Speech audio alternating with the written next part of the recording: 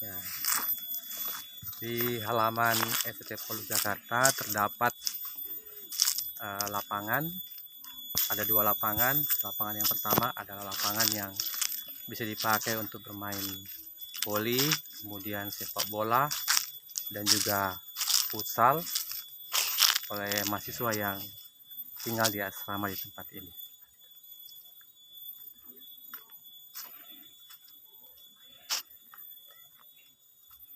Pada saat ini anak-anak sementara membersihkan halaman, dan dari depan kita melihat gedung pertama dari kampus ini. Di kampus ini memiliki 4 gedung. Yang kita lihat ini adalah aula atau ruang serbaguna yang dipakai untuk berkumpul bersama dan juga untuk beribadah. Di depan aula ini kita melihat ada taman-taman, dan taman-taman ini semua dikerjakan oleh mahasiswa yang ada di tempat ini. Kampus ini dibangun pada tahun 1986 dan kami mempertahankan bentuknya yang asli, di mana aulanya terbuat dari dinding bambu, tetapi sudah ada perbaikan di beberapa tempat.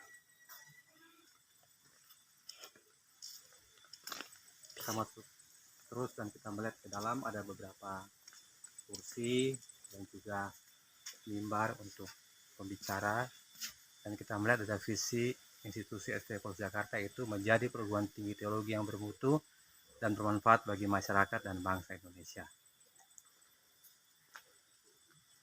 Dalamnya ada beberapa kursi.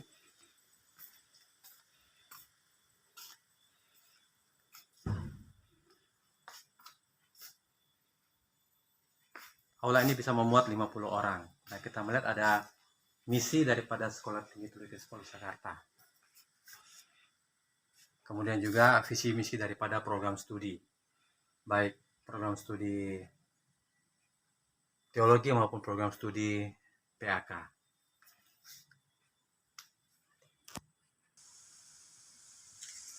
Kita akan masuk dari dalam aula ini. Di sampingnya ada ruang makan, tapi sebelum ruang makan di sebelah kanannya ada ruang kamar wanita yang keempat. Kita akan masuk ke dalam, dan di sini kita melihat ada beberapa meja makan, kursi makan, tempat air minum, dan juga showcase, rice cooker, kulkas, kemudian ada televisi untuk nonton bersama pada waktu makan. Ya, ada 4 meja makan dan ada sekitar 50 kursi duduk untuk makan. Di samping dalam ruang makan ini ada juga ruang kamar putra yang kedua. Ya. Kemudian di sampingnya ada ruang kamar putra yang ketiga. Kemudian kita melihat ada ruang dapur yang dipakai untuk memasak. Dan yang memasak di sini adalah mahasiswa sendiri dengan berganti-ganti giliran untuk memasak, baik pagi, siang maupun malam. Kemudian di samping dapur ini kita melihat ada gudang untuk menyimpan barang-barang dapur. Kemudian kita keluar kiri, kita melihat ada kamar mandi. Kamar mandi ini untuk putri, khusus untuk putri. Ada 1, 2, 3,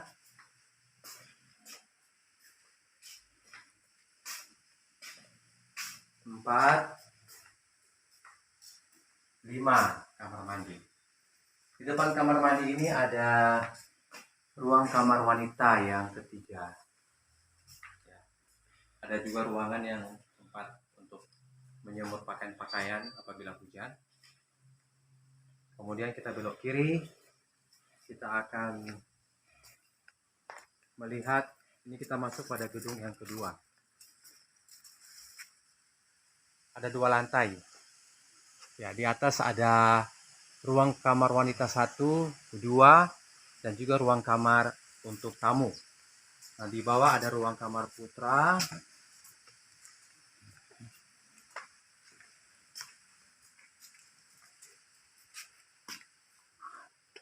Di depannya, kemudian di depan kamar putra ini ada ruang parkir untuk motor bersampingan dengan ruang aula. Di depan ruang parkir motor ini sebelah kirinya kita melihat ada ruang ketua dan juga wakil ketua atau waket 1, 2, dan 3. Kita masuk ke dalam, ada ruang tamu. Ya. Ada ruang tamu, ada juga beberapa gambar wisuda. Dan pada tahun ini kita akan mengadakan wisuda yang ke-25. Kita akan masuk di waket 1 dan waket 2. Ya. Ini ruang waket 1 dan waket 2. Kemudian ada lemari untuk menyimpan file-file.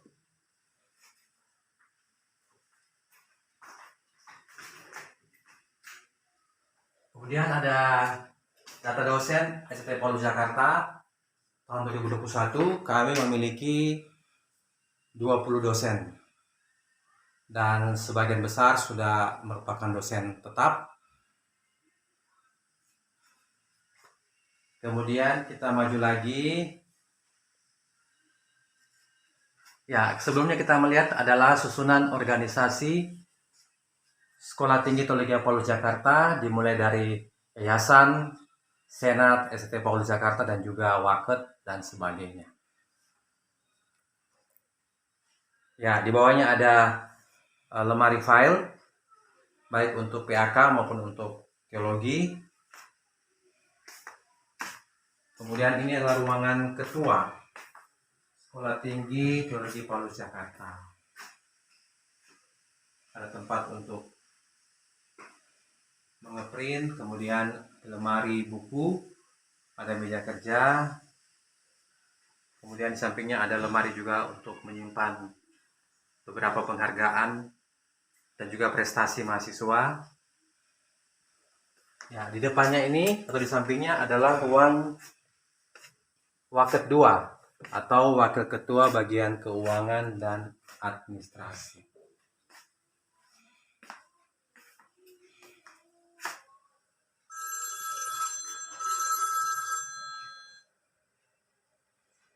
Dan kemudian ini bersebelahan juga dengan ruang tamu. Ya.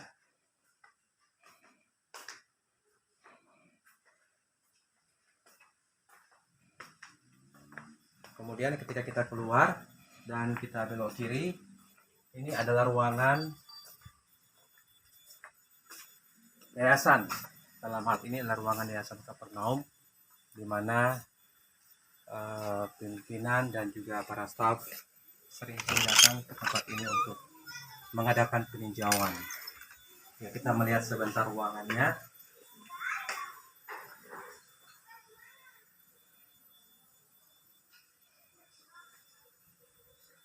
Ya, lurus terus di samping ruangan ini, masih dalam gedung ini, adalah ada toilet untuk para dosen dan juga untuk para tamu.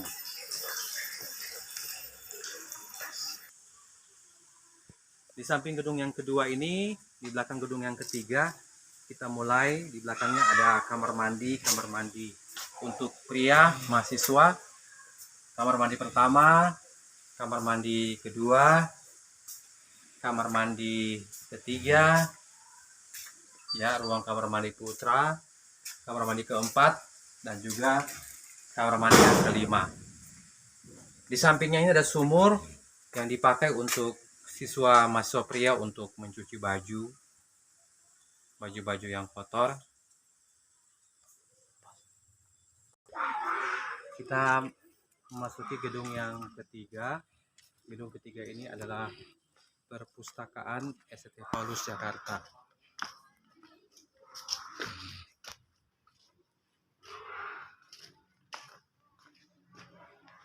Kita masuk ke dalam dan Di dalamnya yang pertama-tama adalah ruang referensi dan juga ruang baca untuk ruang referensi.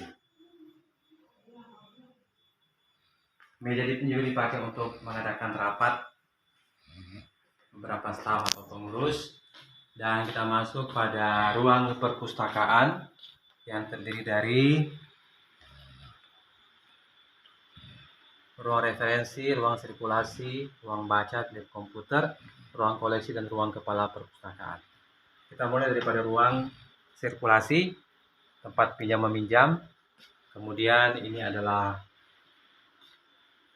ruang koleksi buku-buku yang ada di perpustakaan ini. Buku-buku ini jumlahnya semuanya adalah 5.200 buku, termasuk skripsi. Ini adalah ruang baca, tempat baca, dan juga sebagai lab komputer atau tempat komputer.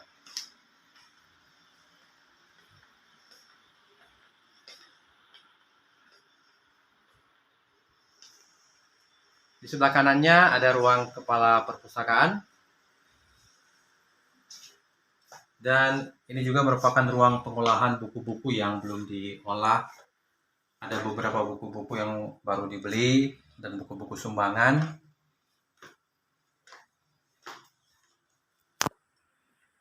Gedung ini memiliki 2 lantai. Lantai di atas adalah merupakan ruang kaprodi dan juga ruang tenaga kependidikan atau ruang administrasi. Ini adalah ruang kaprodi. Ada ruang meja untuk kaprodi teologi. Sedangkan yang sebelah sana adalah ruang meja untuk kaprodi PAK atau PAK. Dan ini merupakan meja untuk tenaga kependidikan atau administrasi bagian akademik.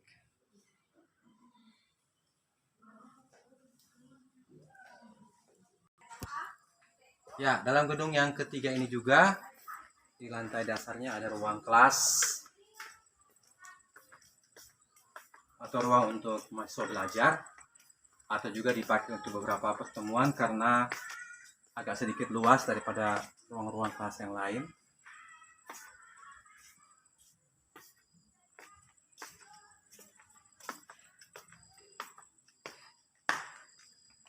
Ada meja, ada kursi, ada beberapa juga kursi untuk mahasiswa.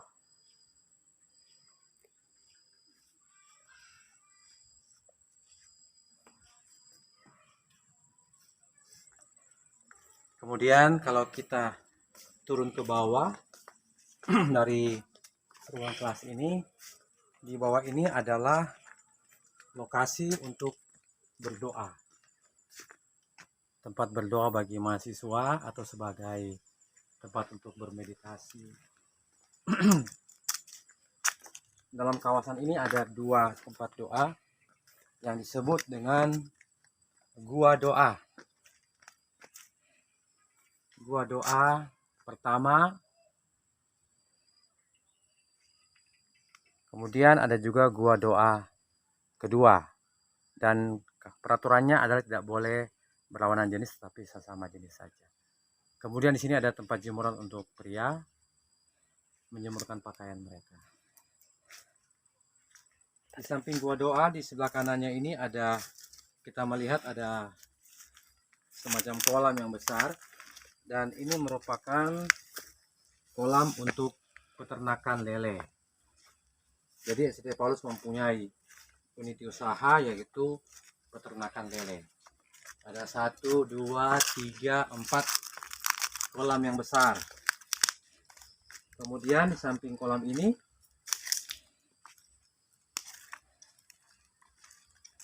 ada juga tempat peternakan lele, tetapi khususnya untuk pembibitan lele. Jadi kami mengadakan usaha lebih banyak kepada pembibitan lele dan juga penjualan lele. Ada beberapa yang diberikan plastik, beberapa kolam. Ya, di belakang kolam ini ada tempat jemuran juga. Ini merupakan tempat jemuran untuk putri.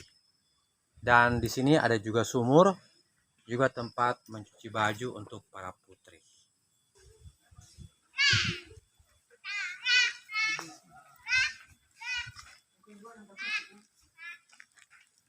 kita akan melihat pada gedung yang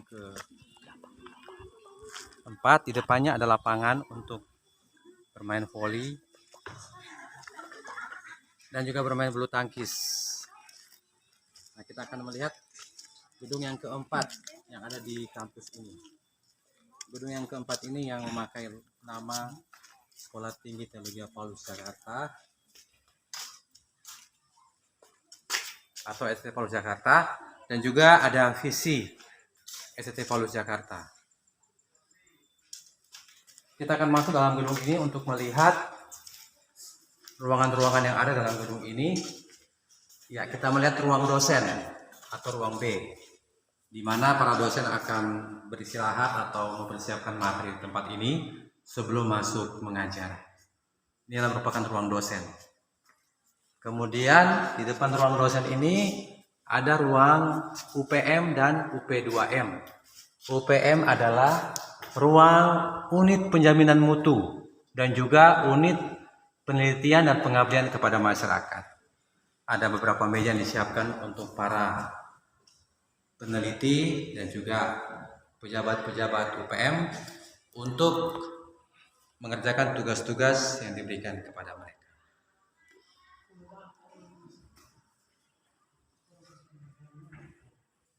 Ya, kita pindah lagi kepada ruangan yang berikutnya, yaitu ruang kelas C. Ruang kelas C yang merupakan tempat perkuliahan daripada beberapa mahasiswa. Ada meja dan kursi dan juga ada papan tulisnya. Setelah ruang C, di depannya ada ruang kelas D dengan ukuran yang sama dan juga jumlah kursi dan meja dan juga papan tulis yang ada. Dari ruang kelas D kita akan melihat ruang kelas E. Ruang kelas E dengan luas yang sama, dengan memiliki papan tulis dan juga ruang kursi untuk mahasiswa. Kemudian setelah ruang kelas E kita melihat ada ruang kelas G.